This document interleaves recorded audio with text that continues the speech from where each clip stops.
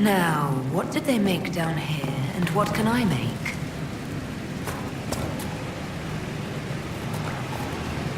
This is where a smith should be. I've walked away from too many burning buildings for one lifetime. This place, though, it'll be alright. It's Inquisitor now, isn't it? That'll take some getting used to.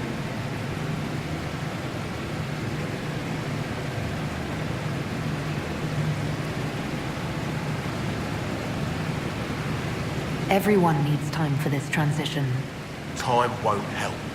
Purpose does. And I got a load of it. Everyone just got a big hard reason to hate Corypheus. And we already did, but we didn't have a name. It did what you could, I suppose. How is this place shaping up as a forge? Better than Haven ever could be. Not the way I wanted an upgrade, but ever forward. Have you any thoughts about the people we lost at Haven? Yes. Care to share? No.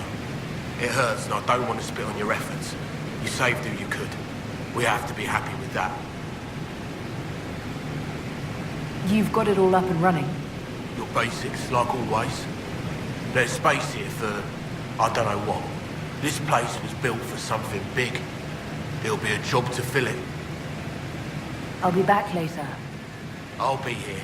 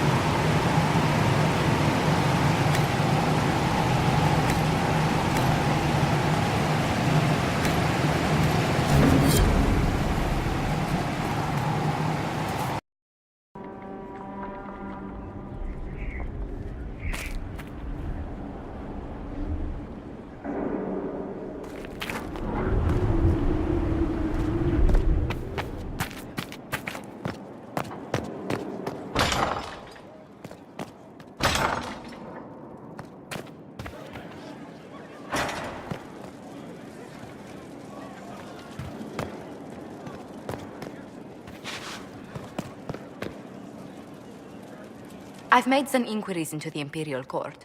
The sooner we deal with the threats to the Empress, the better. The political situation in the Empire is dangerously unstable. It will complicate matters. Everything in the Empire complicates matters. It's the Orlesian national pastime. Turn your nose up at the grand game if you like, Commander, but we play for the highest stakes, and to the death. The Court's disapproval can be as great a threat as the Venatori. We must be vigilant to avert disaster.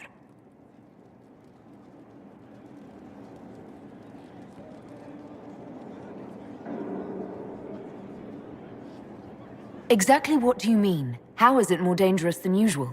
The Empress is in the middle of a civil war. Her cousin, Grand Duke Gaspard, seeks to take her throne by force. Leliana reports that a group of elves has been sabotaging both armies, drawing out the hostilities. Orlais holds Tevinter at bay. All of Thedas could be lost if the Empire falls to Corypheus. Celine is holding peace talks under the auspices of a grand masquerade. Every power in Orlais will be there. It's the perfect place for an assassin to hide.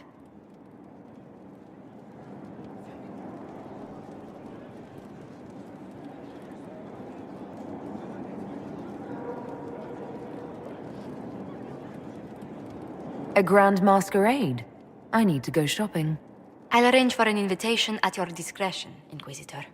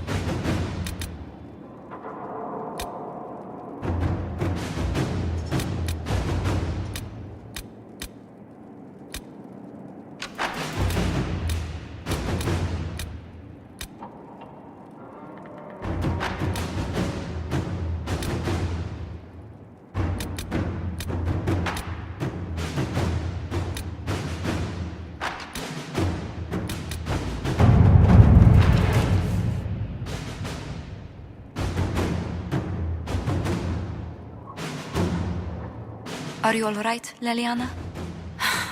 Are you? I suppose not. Haven was trying.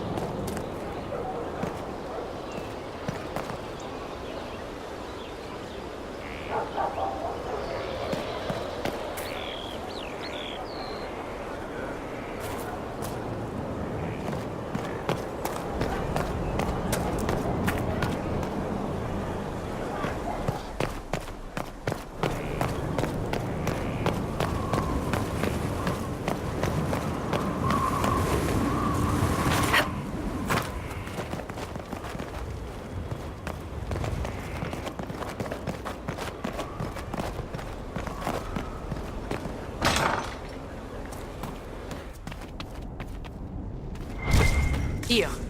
Tell the commander that this is the perfect spot for the armory. Yes, ma'am. Right away.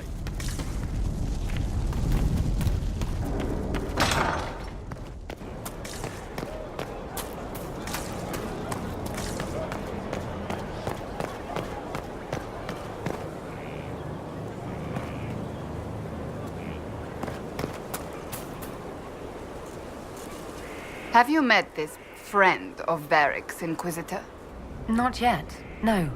It had better not be who I think it is. I will wring that little bastard's neck.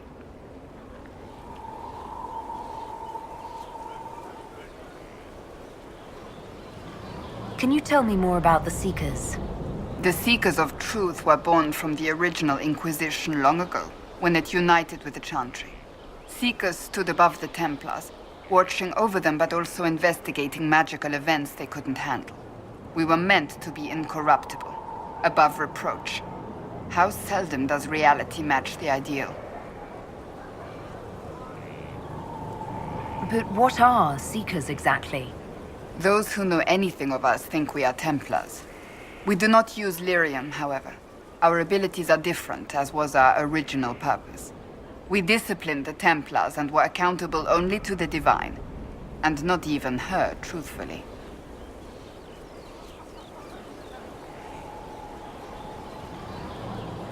So the Seekers commanded the Templars?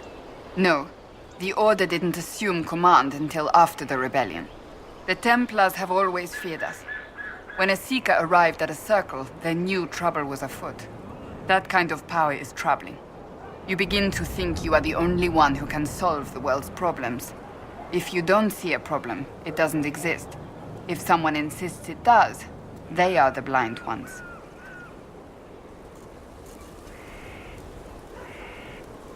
Do you think that kind of problem could ever be fixed? Possibly. Though the Seekers themselves would need to change. They were clearly not willing to, even though they abandoned everything they stood for to avoid it. In my heart, I believe they can still be salvaged, but not by their own hands.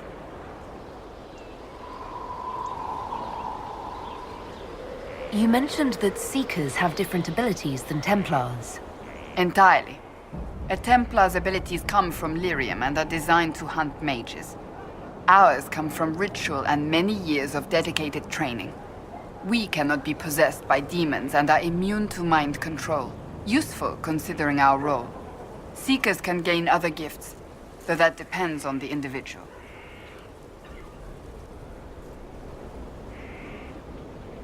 What kind of gifts do you have? I can set the lyrium within a person's blood aflame. Both mages and Templars bend before my will. Some Seekers use it to interrogate, others simply to paralyze. Once there was a Seeker who could use it to kill. That particular gift is considered rare.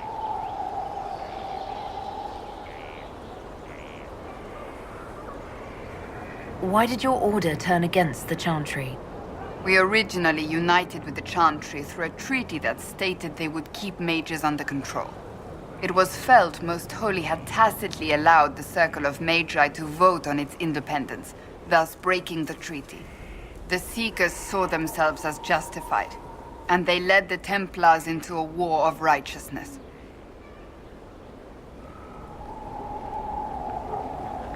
You sound like you disagree.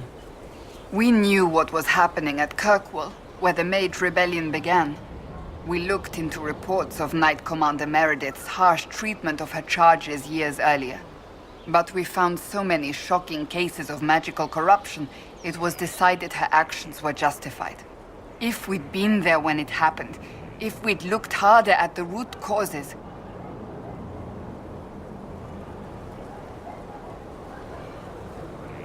You're right.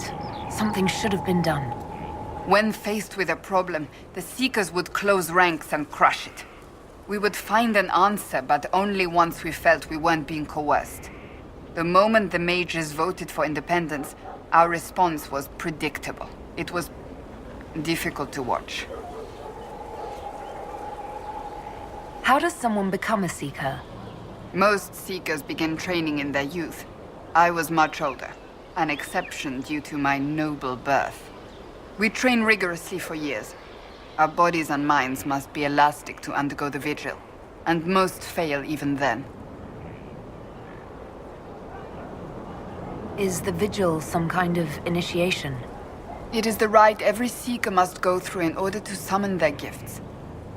A full year of fasting, prayer, and separation from all distractions, including other people.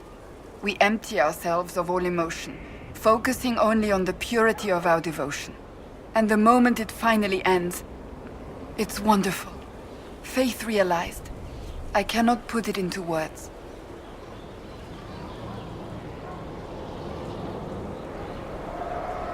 I wish I could experience that. If the vigil was not so arduous, I'd say more should attempt it. What if mages never needed to fear possession by demons? I'm told it is impossible, however. I suppose I'll never know the truth of it now. I've no more questions.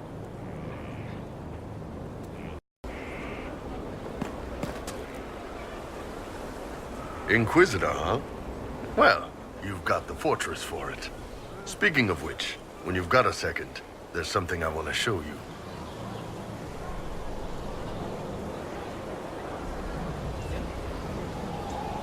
So, how did you get the name Iron Bull? I picked it. We don't have names under the cube. Just, I don't know. Job descriptions, I guess. When I came to Orlais, I chose the Iron Bull for myself. But why specifically Iron Bull? This may surprise you, but I really like hitting things. Also, it's the Iron Bull, technically. I like having an article at the front. It makes it sound like I'm not even a person, just a mindless weapon. An implement of destruction. That really works for me. I'd like to know more about the Kunari. You writing a book?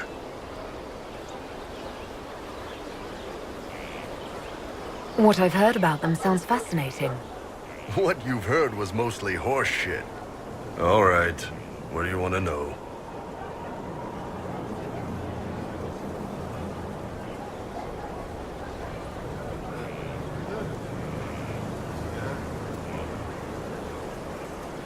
How is everyday life different for Kunari? Depends on your job, I guess. Some are just about the same.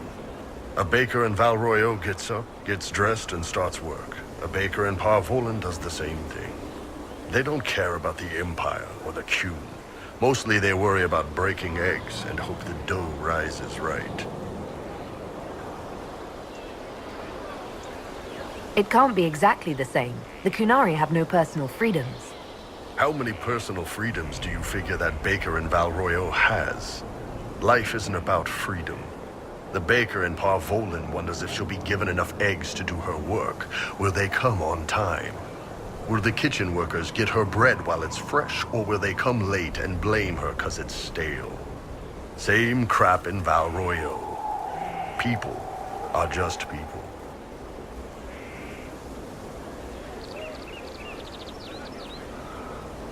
How do the Kunari rule themselves?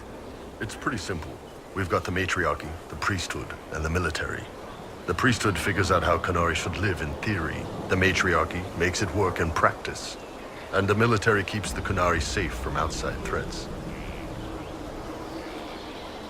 Does it actually work like that? Is there much infighting? Not like you're thinking of. People disagree, yeah, but the priests are there to solve disagreements. Here in Orlais, politicking comes from people putting their own gain ahead of the gains of society. If you do that among the Kunari, the Ben Hasrath set you straight, or kill you.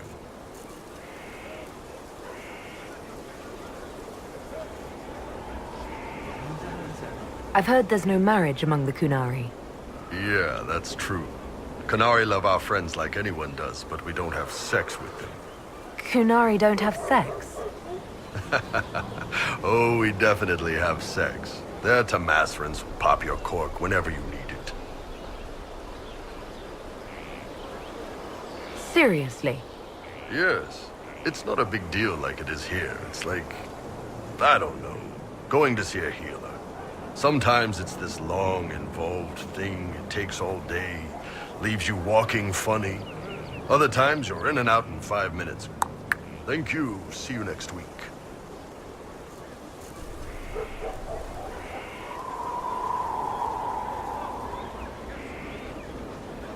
I could work with that. I know, right? No drama. Still, it's more fun here. Fewer rituals, more making it up as you go along. Plus, you folk have redheads.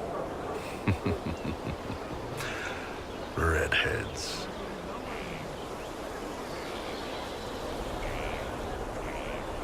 What's it like growing up under the Qun? The Tamasrans raise us in these units of kids all our own age. They're like teachers or chantry sisters. They also help figure out what jobs we should do. They had me pegged for military work early on. When they learned I could hit stuff and lie, they started training me for the Ben Hasra. That must have been a good day for you. Yes, it's like being a block of stone with a sculptor working on you. One day, the last of the crap gets knocked off, and you can see your real shape. What you're supposed to be. That's a good day. Do you ever think about what would happen if the Kunari conquered Orlais or Ferelden? Some folks, like Cassandra or Cullen, would do fine if they didn't die fighting. Those two love rules. But the mages... Can you imagine Solus trying his fade dreaming under the Qun? Or Vivian doing her political bullshit? Both Sarah and Varric would mouth off until they ended up re-educated, drugged until their minds broke. So, to answer your question, no, I don't think about it much at all. The word Kunari, is that the race or the religion? Both. Kind of. The humans and elves who follow the Qun are the Vidathari. The Kunari who break away from the Qun are Talvashar, deserters. What about Kunari who existed before the Qun? The people we came from. They're called the Kossith, but we don't use that word for the race. We came south to Thedas because the Kossith were... I don't know. We had to leave. The stories aren't clear. But I don't expect they look much like us. Whatever they are. See you later, Bull. Nice talking with you, boss.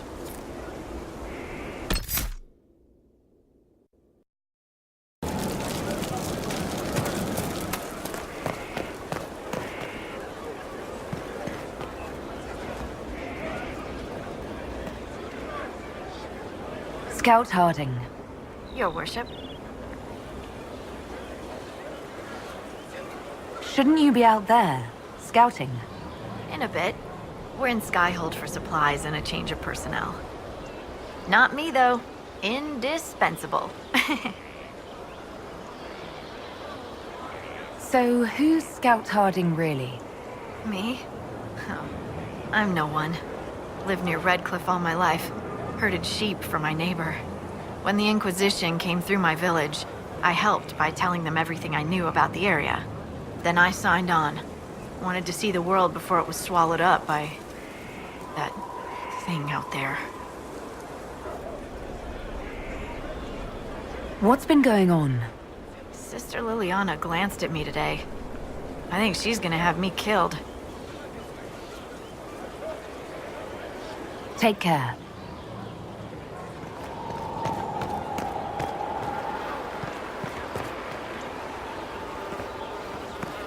Good day to you.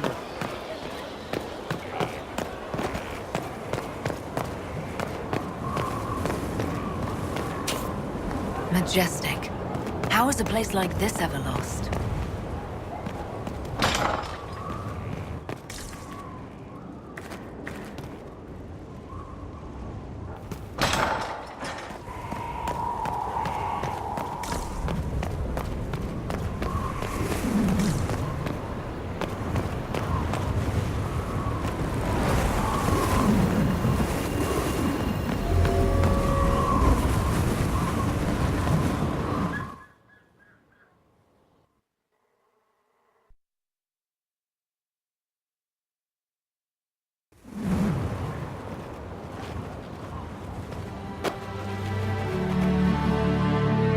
Inquisitor, meet Hawk, the champion of Kirkwall. Though I don't use that title much anymore. Hawk, the Inquisitor.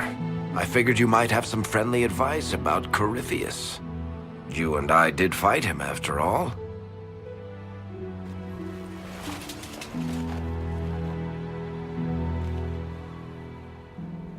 This view reminds me of my home in Kirkwall. I had a balcony that overlooked the whole city. I loved it at first. But after a while, all I could see were the people out there depending on me.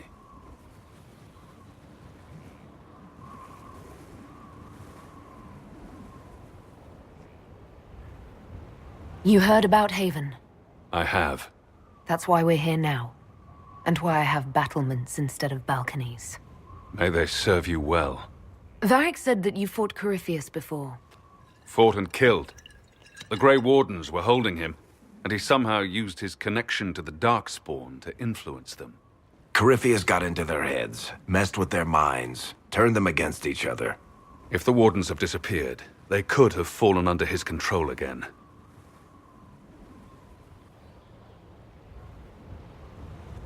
You're giving me maybes. I need proof. Then let's get you some. I've got a friend in the Wardens. He was investigating something unrelated for me. His name is Stroud. The last time we spoke, he was worried about corruption in the Warden ranks. Since then, nothing. Corypheus would certainly qualify as corruption in the ranks. Did your friend disappear with them? No. He told me he'd be hiding in an old smuggler's cave near Crestwood. If you didn't know about Corypheus, what were you doing with the Wardens? The Templars in Kirkwall were using a strange form of lyrium. It was red. I'd hoped the Wardens could tell me more about it. We've encountered red lyrium. Corypheus was using it to corrupt the Templars and turn them into his slaves. Hopefully my friend in the Wardens will know more.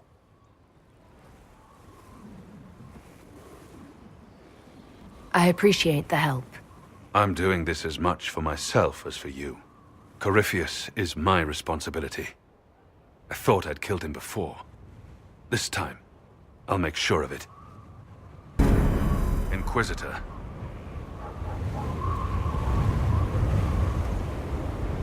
You said you thought you killed Corypheus.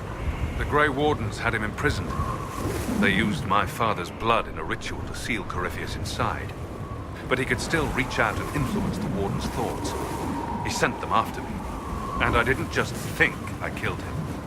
When the fight was done, he was dead on the ground. Maybe his tie to the Blight somehow brought him back. Or maybe it's old Tevinter magic. But he was dead. I swear it.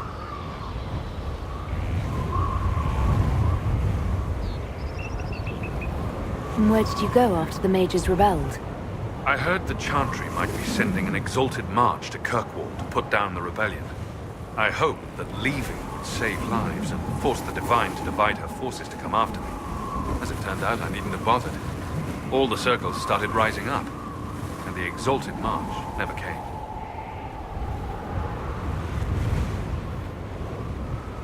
Varric said you were the champion of Kirkwall. I've only heard a little about what happened there. What happened at Kirkwall was the same thing that happened everywhere. Fearful of blood magic and abominations, the Templars brutally suppressed the Circle. And in their desperation to survive, the mages of the Circle turned to blood magic, or became abominations. Finally, a rebel mage named Anders destroyed Kirkwall's Chantry, and everything came tumbling down. I heard that Anders was your friend. What was he like? I don't know if there ever was just an Anders. He was crazy. By the end, there was nothing left in him except this insane need to start a war no one could win.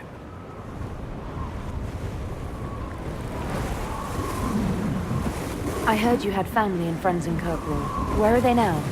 When the Wardens began acting strangely, I had my friend Aveline take my brother out of the Free Marches.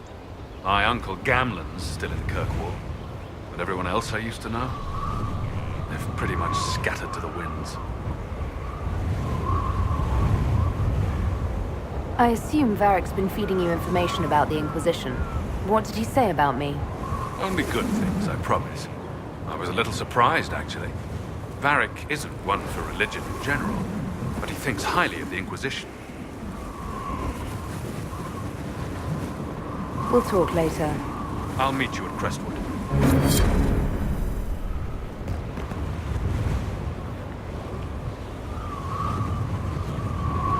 Let me know if you have any other questions. Otherwise, I'll meet you at Crestwood. We'll talk later. Right.